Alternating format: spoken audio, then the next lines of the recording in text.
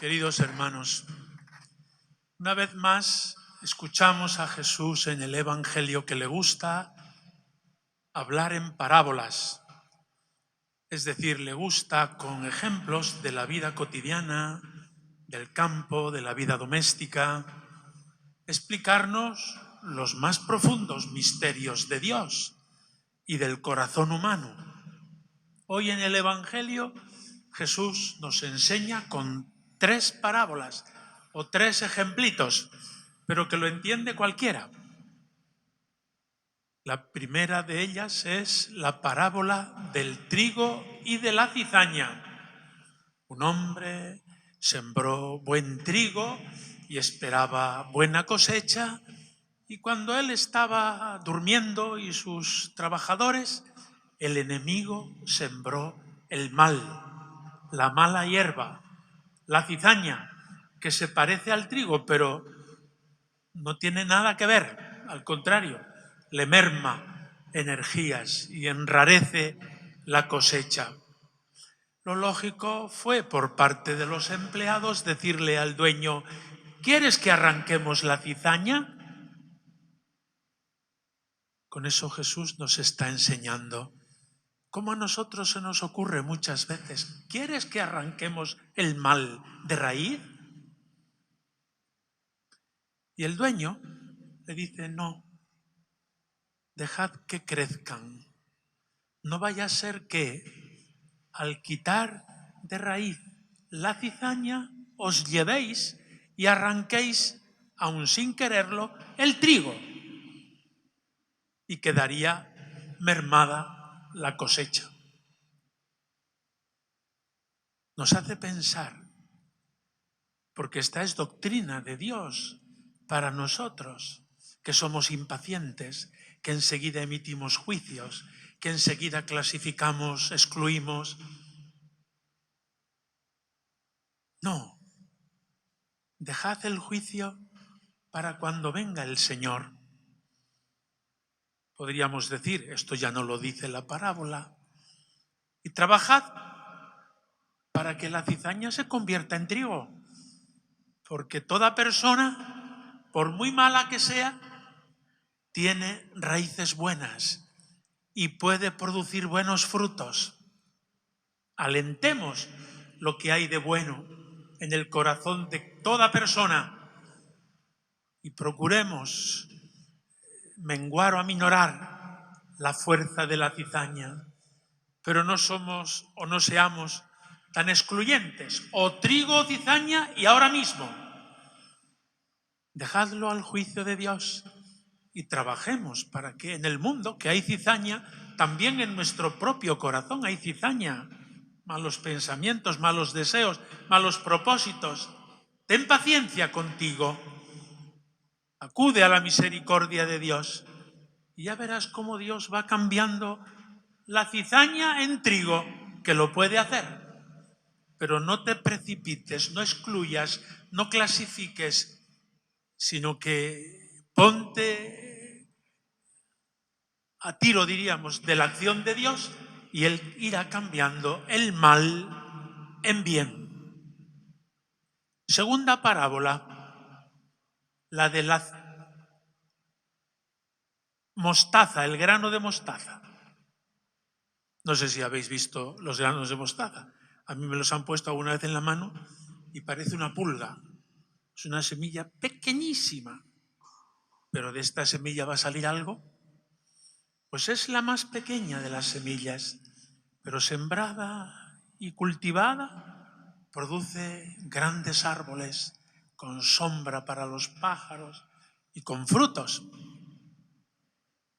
Con ello, Jesús nos está enseñando que las cosas de Dios no son aparatosas, no empiezan con grandes manifestaciones y ruido.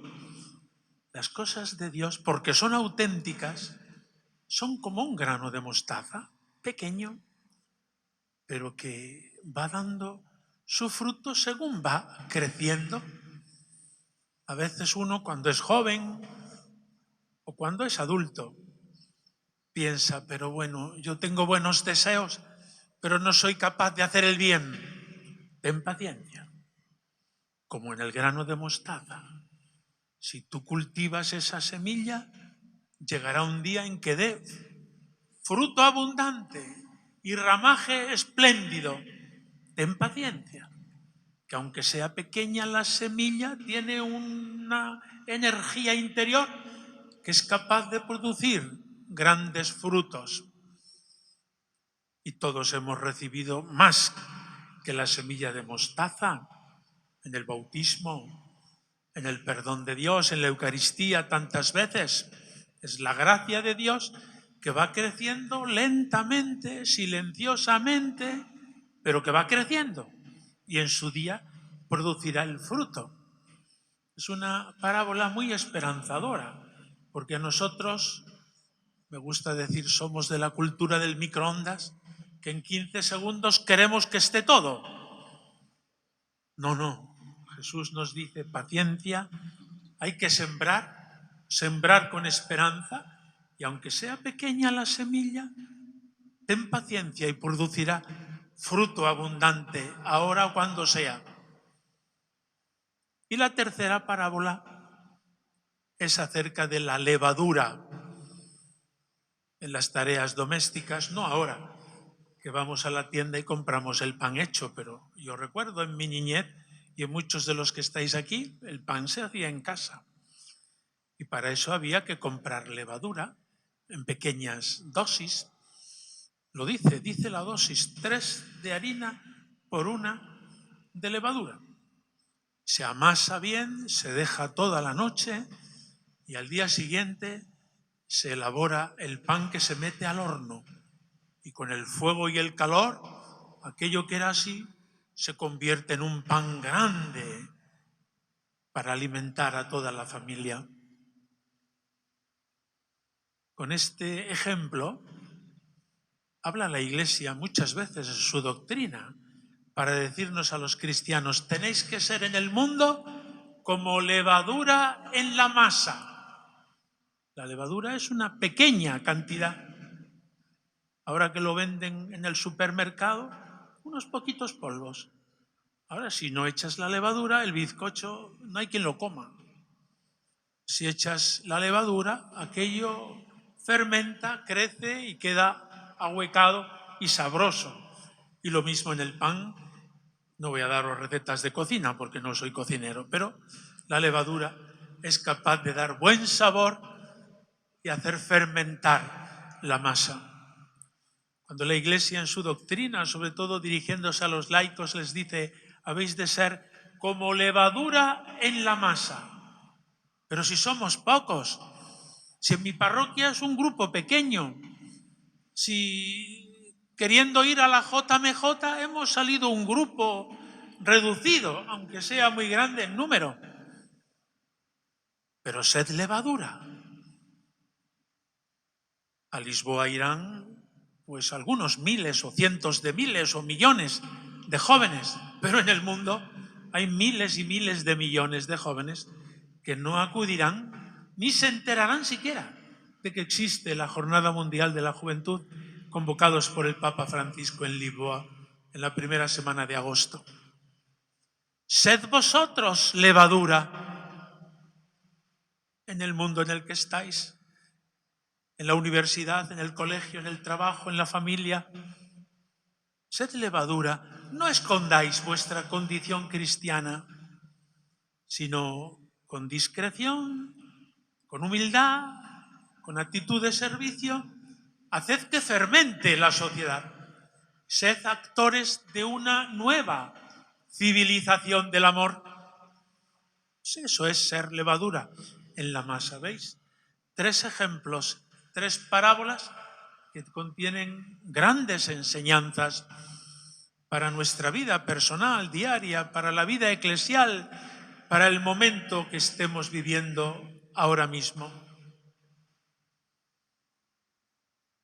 La primera lectura ha hablado de la sabiduría de Dios. Qué sabio es Dios y qué bien hace las cosas. Tenemos ejemplos en la naturaleza, tenemos ejemplos en la propia naturaleza humana, de manera que siguiendo los caminos de Dios, Incluso aunque a veces nos apartamos o nos equivocamos, pero hemos dicho en el Salmo, Dios es clemente y misericordioso. Tiene paciencia y nos perdona todas las veces que haga falta. Es una gran sabiduría la de Dios. Y en esta jornada en que recordamos y traemos a la memoria a los abuelos y a los mayores, ellos participan de esta sabiduría de Dios, que la da la experiencia, la vida, los años. Y el lema de esta jornada es misericordia de generación en generación.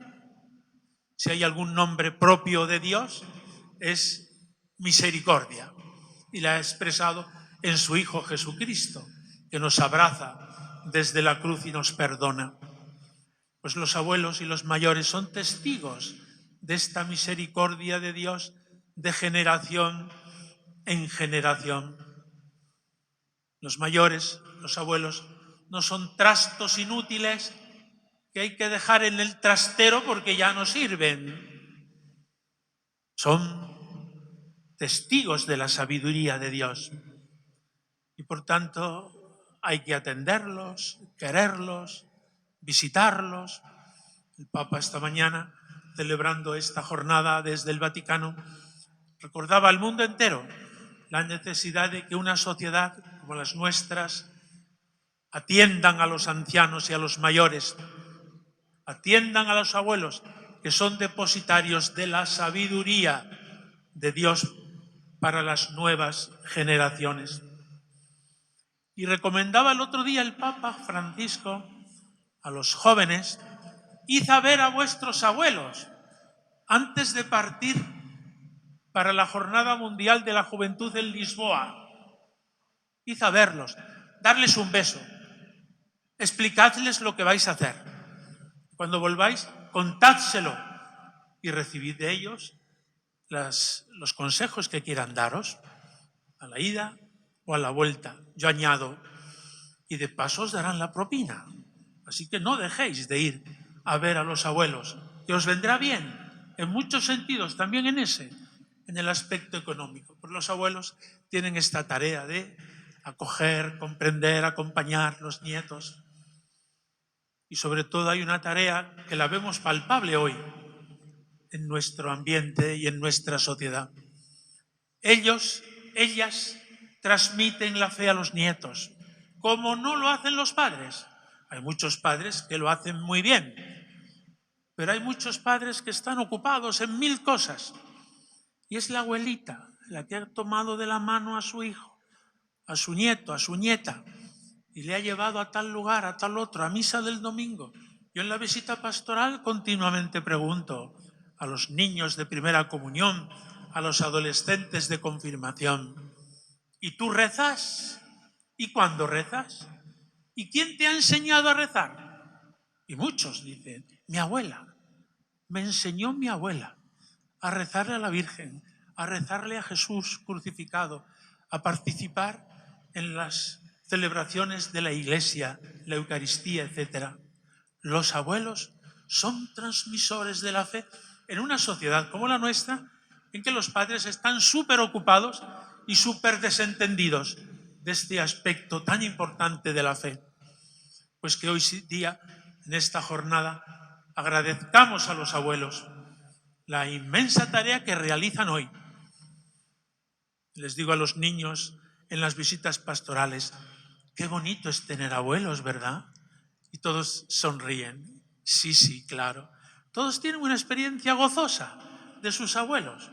Pues que esta experiencia gozosa y alegre se convierta hoy en gratitud a los abuelos, a nuestros abuelos. Muchos ya estarán cerca del Señor, en el cielo, y otros están aquí en la tierra. Agradezcámoselo el que nos hayan transmitido tantas cosas bonitas, no solo el postre que más nos gusta o la propina del domingo, sino sobre todo la fe. Y por eso, en torno a la Jornada Mundial de la Juventud, el Papa les dice a todos los jóvenes: saludad a vuestros abuelos, que ellos son la sabiduría. de la que nos ha hablado la primera lectura, refiriéndose a Dios. Por último, brevemente, no sabemos pedir lo que nos conviene. Viene el Espíritu Santo en ayuda de nuestra debilidad y de nuestra ignorancia. Hoy pedimos por España en este proceso electoral, cuyo resultado no conocemos, pero sabemos que Dios, que conduce los destinos de la historia, no nos abandonará nunca. Así que en esta oración en el Espíritu pedimos por España, por todos sus habitantes, por todas sus regiones, por todas sus instituciones, para que en esta jornada electoral sepamos aportar todos lo mejor de nosotros mismos a la construcción del reino de Dios, que tiene su expresión también en el reino temporal de este mundo. Y así sea.